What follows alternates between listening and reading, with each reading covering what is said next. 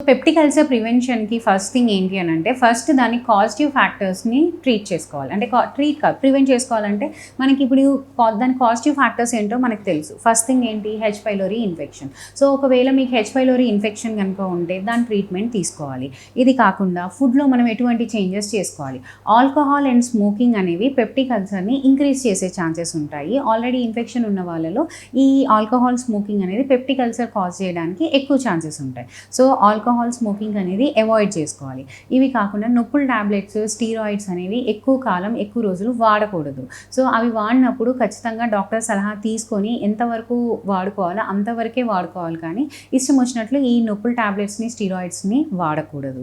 Next మన ఫుడ్‌లో అనేది టైం ప్రకారం తినడం అనేది చాలా ఇంపార్టెంట్. అండ్ మీ స్ట్రెస్ లెవెల్స్‌ని కంట్రోల్‌లో పెట్టుకోవాలి. ఎప్పుడైనా ఈ ఫుడ్‌లో తీసుకునేటప్పుడు డీప్‌గా ఫ్రై చేసిన ఫుడ్స్, ఎక్కువ ఆయిలీ ఫుడ్స్, స్పైసీ ఫుడ్స్ ఇవన్నీ అవాయిడ్ చేసుకోవాలి.